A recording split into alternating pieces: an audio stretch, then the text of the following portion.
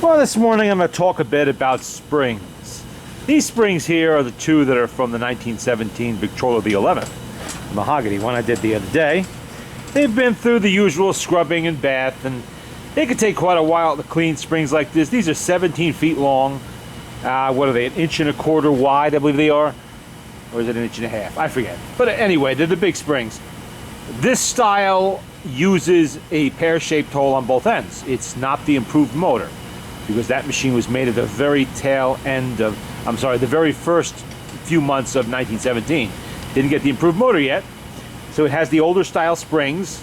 The improved motor used a pear-shaped hole right there and a hook on the arbor end. As you see down there, it's got an arbor. Well, the other style has a hook there, a hooked end on the spring itself that hooks into a separate arbor on a gear, and well, that's why it's the improved motor. It's a little bit different. Anyway, these are original Victor springs, and how do we tell this? There you go. The camera doesn't want to focus, does it? It does not. But I'll pull back a little bit. You can see it right there. That's the original Victor stamp on there.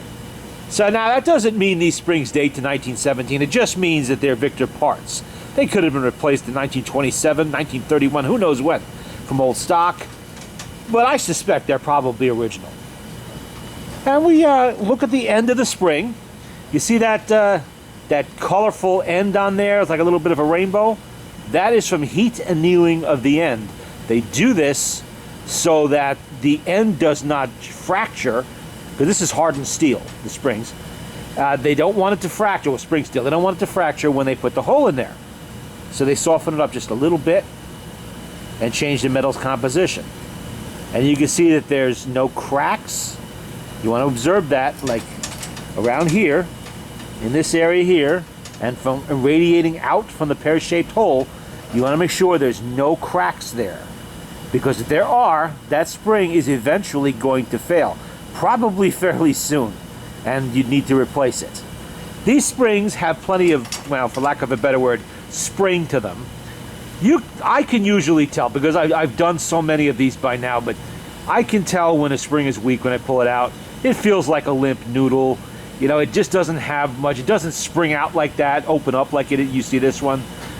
You can tell it doesn't fight you coming out, and it doesn't fight you going back in either. If it's too easy, the spring is probably near the end of its life expectancy.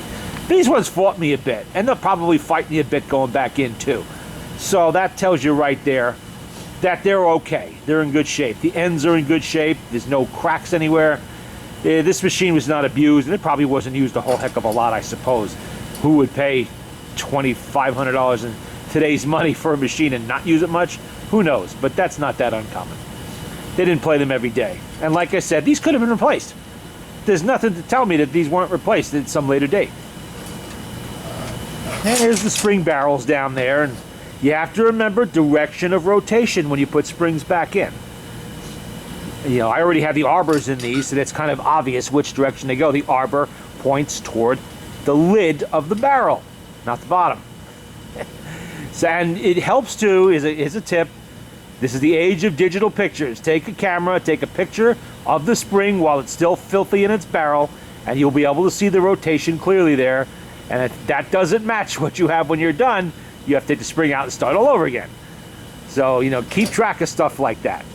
With these, with the hooked ends, that was not an issue.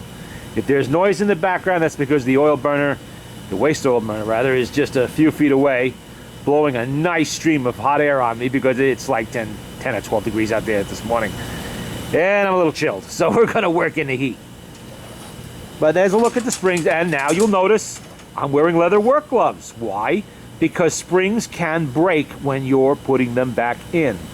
When they break, they are razor sharp and they can lacerate you very badly.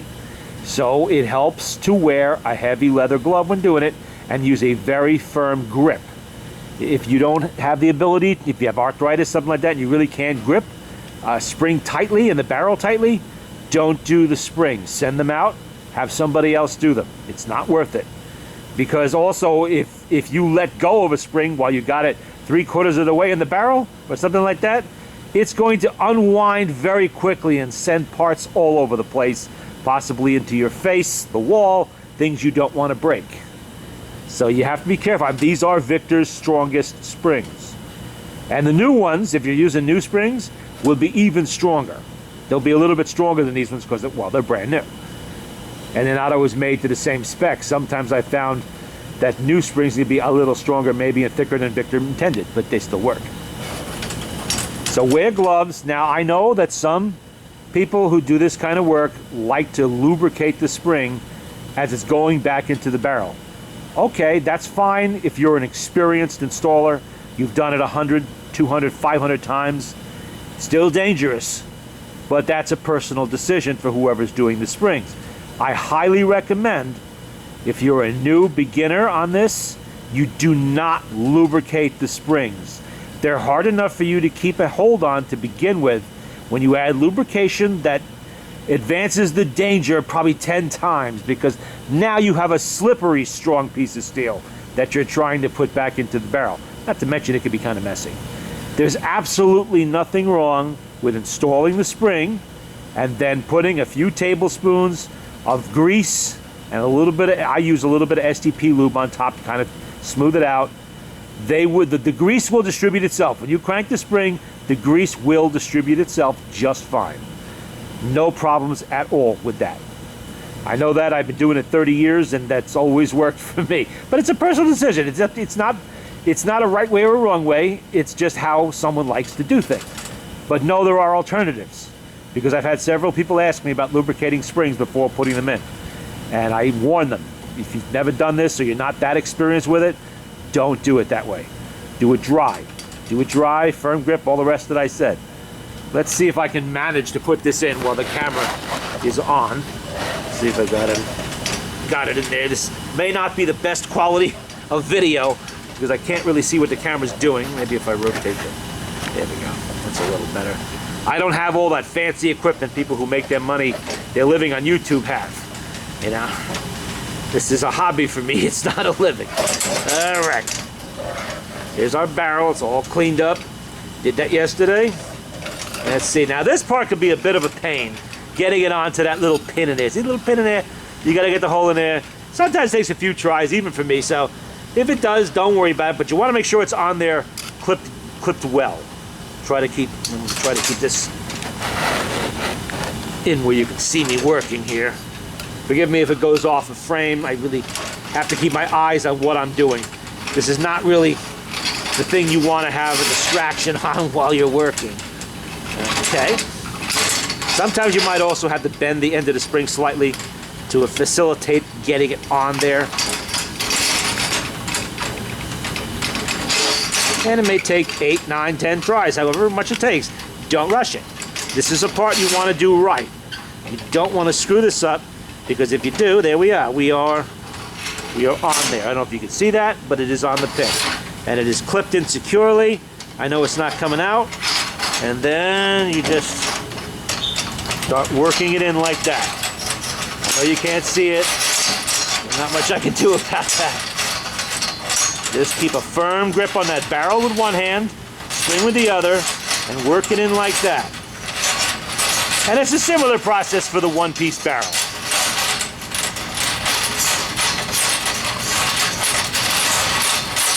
Keep working it around. Now you can imagine how much difficult this would be if you had grease on this spring.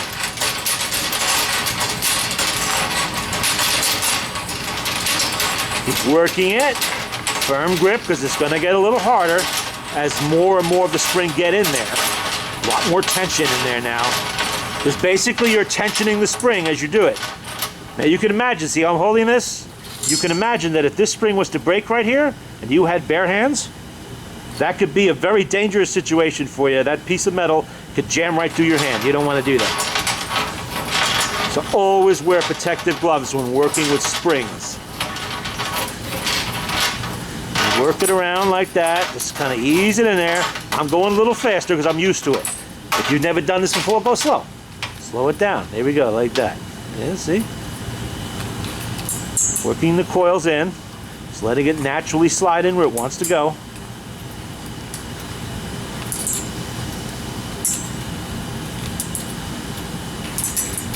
And it's fighting me a little bit because it's a strong spring. The despite its age, there's a lot of tension in these springs. Victor made a good product.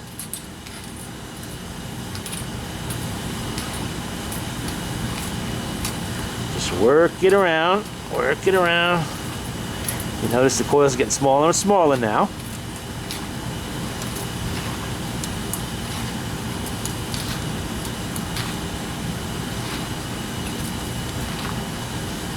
And we're almost to the end, and now that's on the other side, so let's flip it over this way so you can see a little better.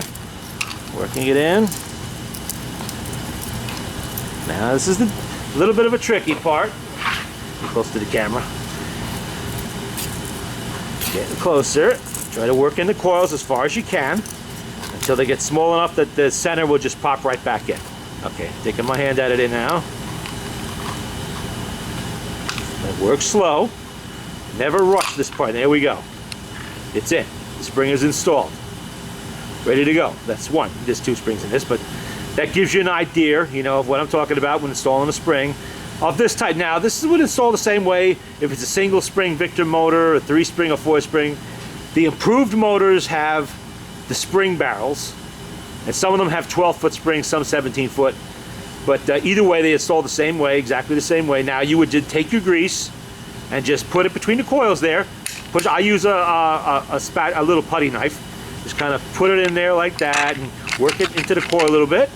And then take a little you don't have to do this. I do this. I take a little bit of STP lube and kind of put it in there, kind of smooths the grease out. For this one, I'm going to use a heavier high pressure grease. You know, the same grease that I use on my trucks and heavy equipment. You know, if I'm going to trust machines costing hundreds of thousands of dollars with a particular type of grease, I will trust a Victrola spring, because this is a strong spring. It can handle the heavier grease. It's better for it. And if you notice, there's no brass parts anywhere in a Victrola spring barrel like this. Now, the reason I'm mentioning that is that some types of lubrication can break down brass parts. So you got to be careful. I mean, that's more of a concern with things like transmissions from vehicles and stuff like that. That's under a lot of pressure. Not so much Victrola parts or Columbia gears or stuff like that. But it is a concern to remember, to think about. But like I said, I use a high pressure, it's either a green grease or a red grease, either one works. I buy it by the gallon bucket. I use that for the heavy springs. For the lighter springs, like say Victrola 4 with a single spring in it, it's only 1 inch thick and it's not quite as long, I will use a white grease because it's a little thinner. Because grease thickens when it's cold and just by its nature, when it sits around, and it can hold up a spring. It could put, you know, a little bit of pressure on the spring not to unwind normally, especially with the smaller springs. So there I use a thinner grease. I put a little bit more STP in there to lube, you know, just to make it a little easier on the spring. But heavy, strong springs like this, I will use the heavier grease. And you can get it at your auto parts store. You can get it at Walmart, anywhere. Any kind of bearing grease, whatever they have in little buckets, it will work. Because I'm going to tell you right now, the original formula was basically Vaseline with black graphite powder mixed into it. I forget what the exact ratio was, but it's like probably, I think it was 10 to 1, 5 to 1, something like that. It's on the internet. You can look it up. We have much better alternatives in the 21st century than existed in 1920 or 1910. Take advantage of them. You know, use them. You know, those advantages are there. Use it, especially in lubrications. Victrola motors only have one brass gear. That's the one that's on the main shaft that holds up your turntable.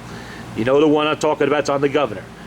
You know, that's the only brass gear. And if you're worried about breaking down the brass in that gear, use Vaseline in that spot of the motor. It doesn't matter. You can do that. It won't hurt it. You know, you can even throw a little graphite in it if you want to. Graphite powder is available. You can get it. But I don't do that. I just use white grease in that spot a little bit. And I don't go overboard when you're doing it. Just a little bit is fine. But there you go. Let's see about the other one now. Put that aside. This is the spring barrel that has the gear on it. Now, one of the things of the improved motor is that this gear became a separate piece with an arbor that slides in. And that was an improvement, because with this, if this gear gets wear on it, and they do, this is steel gear, even though it does look like it's copper, it's not, it's steel. you get wear on these teeth or something breaks or you drop the motor and it gets damaged. I've seen all of those happen. Then you're cutting rivets out here, you know, and you're riveting another gear on there, or you're trying to find, in this day and age, you'd be trying to find another whole spring barrel, obviously. You'd have to get the gear. And that's a pain in the neck unless you have the specialized equipment for it. Not everybody has a rivet gun with the special little sized rivets that go in here. These are steel rivets, not aluminum. So, you know, you'd be into some hurt in there. Fortunately, these gears really don't wear to the point that they're ruined that often. They'll last centuries, you know. I've seen them pretty well worn and still working fine. And this is not the noisy gear in the motor. That would be that brass gear riding on the governor shaft that makes the most noise in a Victrola motor, because it's moving the fastest. This is not a fast-moving gear. You know, wind slowly like this, you know, like that, very slowly. But this is the other spring, and we're gonna do it again. Let's see, where's the pin? The lighting in here is not as good as I would like, even though it does look like it on camera, but let's get that in there. Again, this is oh, and another thing, always match your springs. If you're gonna change one spring, change both springs, so you have equal power in each spring. This way you have the full potential of your motor available to you. Don't use an old spring and a brand new spring, because then one spring is going to be powerful, the other spring is going to be weak. You don't want to do that. Why do that? If you're into the job, you must do the whole thing. But these are a matched set of springs, so I'm using both of them. Let's see. See how I'm getting it in there like that? You kind of catch. You put it in a little ahead of the pin, and you sort of slide it back till it catches. You got to kind of put it in there, a little strength to it. Like I said, sometimes this takes 2 or 3 tries, even 8 or 9, 10 tries. There's no right amount of tries. You just keep doing it until you get it right. The important part is that you do get it on that pin. No matter how many tries it takes. This is another reason why they went to the bent ends, so you don't have to waste time. There we go. Let's see if I can get that on camera. Yeah, it's not really going to show, is it? Is it showing? Yeah, you can kind of see it. It's on the pin. It's latched in. It's hooked in. I should do, well, make sure. Get it close to your eyes and look. Yep. She's good. Okay. Then we start to work that spring in there.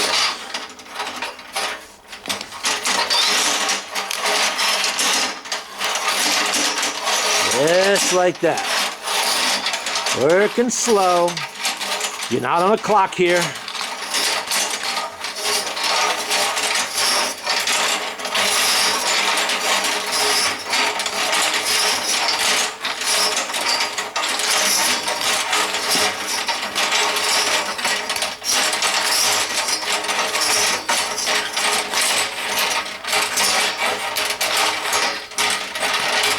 Keep a firm grip. Never forget that.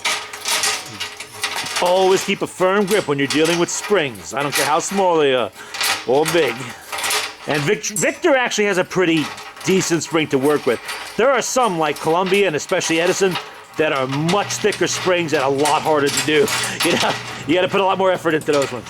But Victor is perfect. It's just right. You can handle it. It goes in easily.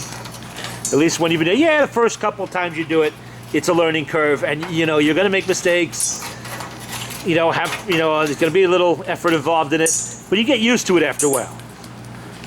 If you're doing this for the hobby, you're going to have other machines, and eventually, you'll have done this 10, 15, 20 times, or in my case, a few hundred. And of course, the guys do this for a living. It's easy for them because they do it every day, but not too many people fixing Victrolas for a living anymore. There's just a few around the country, really. There we go. We're getting toward the end now. I'm going to flip that over there. Very slow.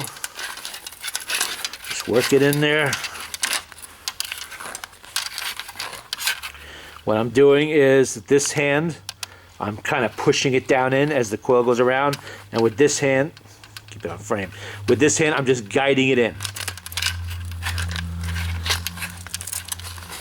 Okay, we're getting down toward the end now, so watch yourself. These gloves are getting a little bit worn, so they're catching a bit, and Pop. There we go. And note that the arbor with the slots faces out. It has to, so it catches on the bottom of the next drum and it could turn. So that's incorrectly. That is in the correct manner, I should say. There we go. And then once again, you put your grease, your oil, put down your lid, and then snap the ring. Now, I know it's difficult to get those rings to snap back in. That holds the lid down. Don't cut a little bit off the end to make it easier. It's tight for a reason. The reason being is you don't want it to come off while the motor is being played and it's turning.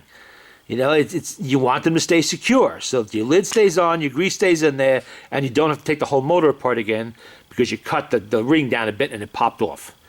I see that all the time. You know, it was commonly done in the old days too. People get frustrated. What I do is I put the lid on, I put the ring in, starting with the split end, and I kind of get it over here until it's just like a little loop here. I put this down on a wooden surface and press down. Sometimes you got to press down pretty hard and kind of work it around like this, and eventually you'll hear pop, it'll go back in. And there we go. 2 springs for the Victrola VV-XI, 1917. And an idea on how to do springs in a Victrola. And this is the common 2-speed motor that they used in 2-spring motor that they used in lots and lots and lots of machines. And it's the same exact principle no matter how many springs it has. The only difference being is the double spring barrels. Well, sometimes they can be a little more challenging because you have to get the bottom spring in first and you got to kind of push it down in there. And we'll cover that some other day when I actually have one available. But most of those improved motors use the hooked springs, which do make life a lot easier. One, you can't possibly put a hooked spring in backwards. A spring would hook on either end. And they hook immediately. You're not feeling around for the pin. But that didn't come along. Let's see, when did they do that? I think it was 1919 or 1920, maybe even 21 before they started doing that, because initially they had a hook only on the arbor end in the middle, and the outer end had the pear-shaped hole that you saw on this one. So they were a little more challenging, but here's a little tip. If you have a lot of parts motors like I do, you can substitute the hooked end spring barrel for where the eyelet end spring barrel is, as long as it's one piece. They interchange. So if you want to go ahead and change over to the newer style because you have a spare motor that has it, with maybe better springs, go ahead. It'll work. It'll do it. But you get used to them after a while. You do enough of them, you get used to them. But like I said, safety first. Make sure you're physically able to do it. You have strength in your wrists and your hands. If you're arthritic, you know, and you don't have a lot of, or you have wrist problems, something like that, you don't have a real tight grip, send them out. Okay, they're not that expensive to get done. It's better than hurting yourself or damaging something. You know, George Valima at Great Lakes Antique Phonograph, Walt Summers, and there's a couple places in California. I think it's Golden State out there, a few other ones. And you look on the internet. They charge, you know, prices vary depending on who's doing it, but they'll do it for you. You send them your spring barrel, send them the whole motor. Excuse me, and they will take care of it for you. You know, and yeah, it can get a little pricey sometimes. You have a whole motor done on a Victrola. You're probably looking at for a 2-spring motor. You're probably looking at over $200, maybe $250, depending on who does it. A little single spring from a 4, that's going to be $1 and change. You know, so that's why I do my own motors. I don't send them out. You know, that's why I learned how to do my own motors. I don't want to pay that kind of money while I'm still physically capable of doing things like springs and whatnot. Alrighty. And of course, like I said, gloves. Do not work with springs with your bare hands. That is very dangerous. And don't use rubber gloves either, because they can slip, and they're not really as puncture resistant as heavy leather is. These are common work gloves. You can get them at Home Depot, anywhere, Lowe's, online, Walmart, you know, gardening gloves are sometimes called, as long as they're nice heavy leather. And so welder's gloves will work too. They're even heavier. But sometimes you don't have the flexibility in your hands working with those. You do need some flexibility. All right, there you go.